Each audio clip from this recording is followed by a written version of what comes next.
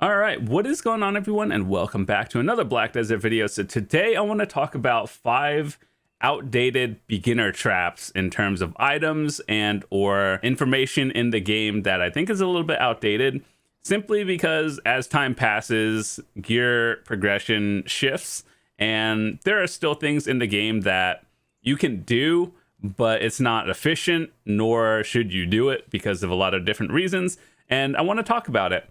So there's probably a lot more than 5 in general, but I think these are still relevant because, you could actually fall into this pit and then lose a lot of silver, and, it's not great. So first of all, the thing I want to talk about is Godr Weapons. And so I guess about maybe 4 or 5 years ago, back when we didn't have Sovereign weapons, all we had was Blackstar, and the gap between Tet and Pen was actually very difficult to get, and we weren't making the amount of silver we are now in 2025. So basically, if you had a Pen Blackstar, you were doing really good. If you had Tet, that was more or less the standard. And so yeah, there was actually a huge gap of players who were, I guess, super geared with Pen, and then there's everyone else with Tet. So what Pearl Abyss did was they introduced a Godr weapon into the game, and this was essentially supposed to be incremental gear upgrades into the game that people would be able to do to basically like close the gap of people who are at Pen versus Tet. And so a base Godr is the equivalent of a Tet Blackstar, and a Pen Godr is the equivalent of a Pen Blackstar. Essentially the same thing, but do you like red or do you like purple, right? So what people did was enhanced all of these and made small AP gains along the way, and then your eventual goal is to get Pen. But nowadays in 2025, with the whole introduction of Sovereign weapons and, all the catch-up mechanics of like free Pen Blackstars, Tuvala exchanges for a Blackstar, I think this was a little bit outdated and irrelevant, simply because let's say you wanted to exchange your thing for a Sovereign weapon, right? You can only exchange Godr to Blackstar at Pen level. And so let's say you got one, but you were unable to get Pen, and it's really not worth enhancing it to Pen. You would try to sell it back to the market. However, nowadays these don't really sell. So if you look at the prices, it's kind of at like an all-time low. They're sitting at minimum these days. And so this is kind of a trap. If you have something already between Pry and Tet, your only options are either to sell it or to get it to Pen to convert it. And so yeah, nowadays with the whole free Pen Blackstar that you get from getting like level 61 and playing through the story, and the exchange from a deck Tuvala weapon all the way to another Pen Blackstar, you don't need to do that anymore. And I think that, these are something that you shouldn't really mess with. And even when Godrs came out and they were first released into the game, they weren't really cost effective to be doing this.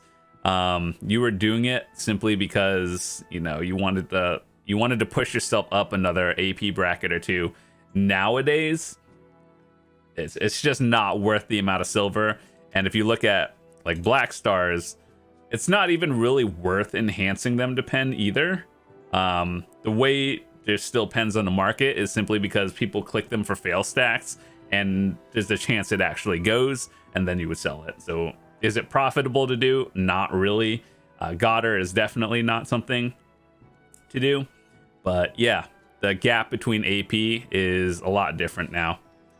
So if I were you, what would I do?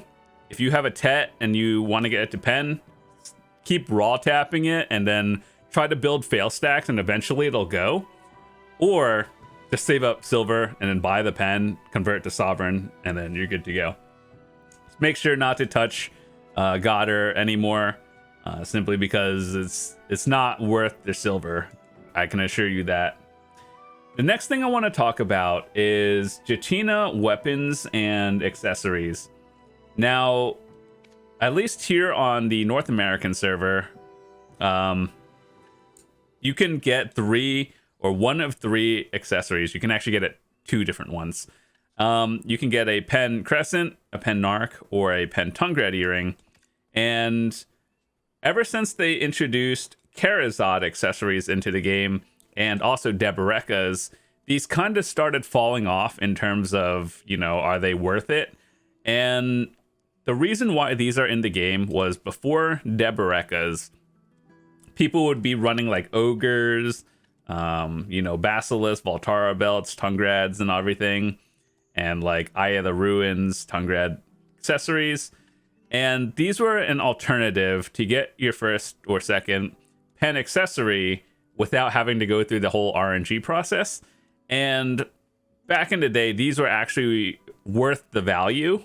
And nowadays, I don't think so, because you have to buy these Old Moon catalysts off the market. They're like 10 mil each. You can get them from like bosses and everything, but it's not really a lot. So even if you were to look at it on the market, the amount this would cost you to craft, you know, all the way to pen as a guarantee, I don't even think that it's worth it. So if we looked at a, of Crescent, yeah, so like these are like less than 20 bill, and I'm pretty sure you can make one for cheaper, even if it is equivalent of the craft cost to something else. What I would do these days for most people is I would just start enhancing base Karazads, or save up enough silver to be able to buy a pen or a Debo and exchange it for a like partially enhanced Karazad. So sending all your silver to this is probably not worth it. I could think of a lot of other things to do with 10,000 Blackstones and like almost 1,000 magical shards between all of this, and especially if you do it twice. Yeah, I could think of a lot of other things that would make you more profit and other things to craft. So I just don't think these are worth it anymore. And these were good back in the day, but once they introduced Deberekas and Karazad, they just kind of fell off in price. But one thing that some people don't know is if you already have one of the two, let's say you have a pen, you can melt it down for the Essence of Dawns. I think you get about 100 of them. So these are used to enhance Karazad accessories. So they're not completely useless. I just don't think it's worth, you know, crafting these for, you know, usage. And, you know, ever since Karazad, these are just completely out of here, irrelevant, and you're probably better off just selling these to the market and then doing something else with it. So yeah, Jetina accessories are gone. Old Moon, this NPC right here would be able to essentially do the same thing that we talked about for accessories, but with weapons and armors and old boss gear to pen. And I remember making a video that it technically still works. So the amount of silver back in the day it took was about 7 billion silver to make like a dandelion weapon. And that was good when dandelion weapons were like 15 billion. But nowadays, if you look at any weapon nowadays, dandelions, these were the best in slot a couple years ago. And nowadays, you could just buy them in like 1 hour of grinding. So you're just like, wow, that's irrelevant. That drop off is probably, it would look even bigger if we would count like 5 years of how much everything dropped. So if you watch my old videos, you would see that like these are not worth enhancing anymore, nor is it worth doing the guarantee.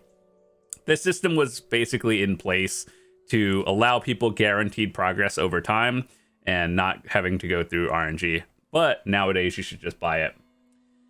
So the next thing I want to talk about that I think is a little bit of a bait for new players is Blackstar Armors. And let me talk about this. So maybe there's a little bit of a story.